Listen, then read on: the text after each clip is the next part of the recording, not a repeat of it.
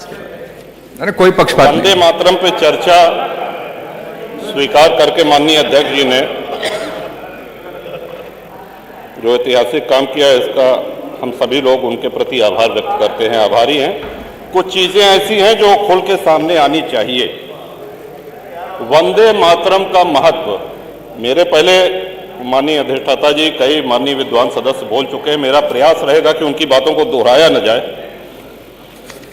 वंदे मातरम किसी एक व्यक्ति के कहने पर, किसी एक व्यक्ति के लिखने पर राष्ट्रगीत नहीं बना।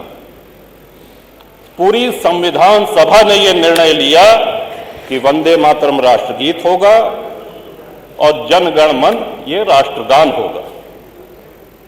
और संविधान सभा में कौन कौन से महानुभाव थे ये बताने की आवश्यकता नहीं। वो हमसे बहुत अधिक ज्ञानी, वो हम सब लोगों के आदर्श, एक से एक व्यक्तित्व, एक से एक विभूतियां उस संविधान सभा में थी। श्रीमान, आज थोड़ा कष्ट अवश्य हुआ। वंदे मातरम पे चर्चा कोई हास परिहास का विषय नहीं। वंदे मातरम सभी के लिए पूज्य है, सभी के लिए सर्वमान्य है, ऐसा हम लोग मान करके चल रहे थे।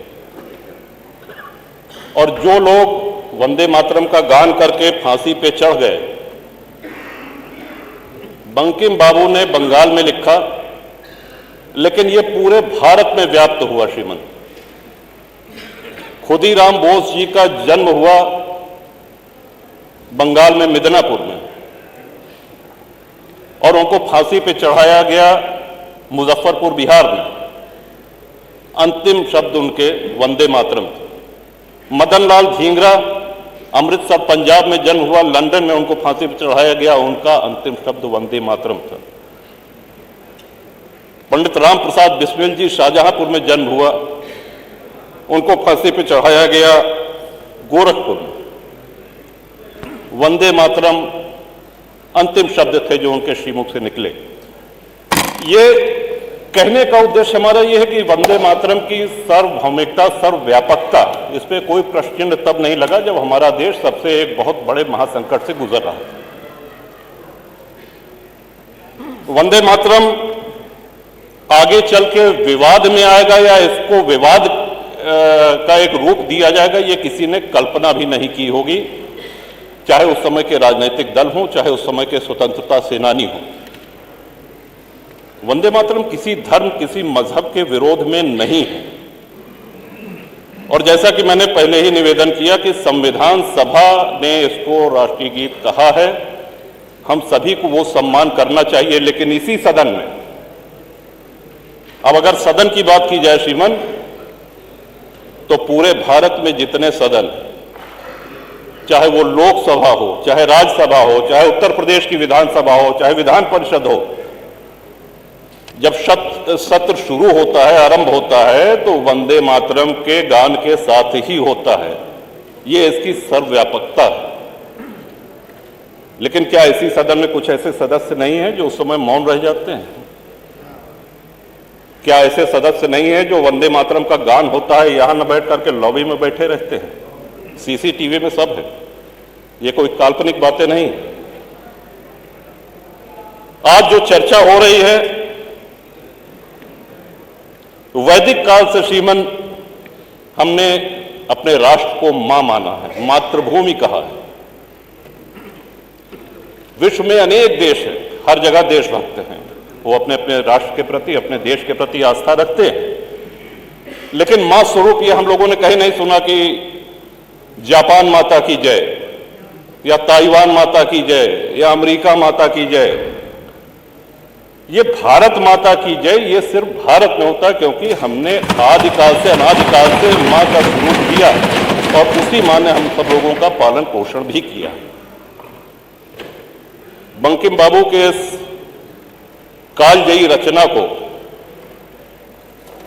पूरे भारत में स्वतंत्रता सेनानियों ने अपनाया, इतना लोकप्रिय हुआ, तब जाकर के इसको राष्ट्रगीत के रूप में संविधान सभा ने मान्यता दी। श्रीमन,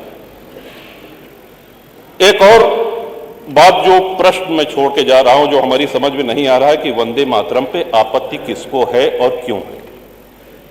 एक और बात कही गई कि साहब दिल से गाना चाहिए, डंडा से नहीं। तो डंडा कोई नहीं चला रहा है और दिल से गाना चाहिए। ये तो स्वाभाविक सी बात है कि आप अपने राष्ट्रगीत को दिल से नहीं गाएंगे तो क्या करेंगे। लेकिन ये उत्तर प्रदेश की विधानसभा के अंदर जो वार्ता होती है, जो शब्द बोले जाते हैं, जो भाषण होते हैं, ये पूरा प्रदेश ही नहीं पूरा देश देखता है। अब जब हम चुनाव लड़ने जाएंगे तो जो आदरणीय मतदाता हैं उनको भी ये ध्यान रखना होगा पूरे प्रदेश में कि कौन राष्ट्रगीत का गान करता है, कौन नहीं करता है, किसके मुंह पे ताला लग जाता है, कौन बैठा रह जाता है। ये सबसे महत्वपूर्ण बात है श्रीमान। आज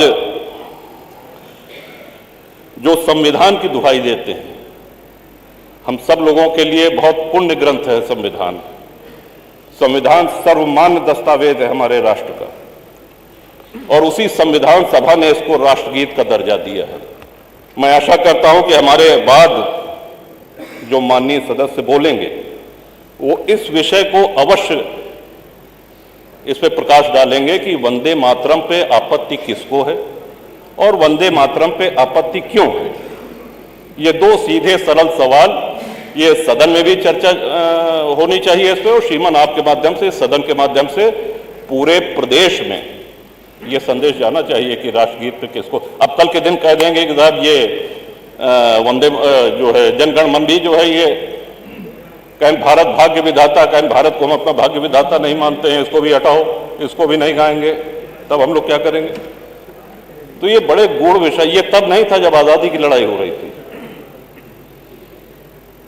इन विषयों पर श्रीमान अवश्य आज माननीय सदस्य जो बोलेंगे उस पर बोलें, तभी ये चर्चा सार्थक होगी। आपने हमको समय दिया, बहुत बहुत आभार, धन्यवाद।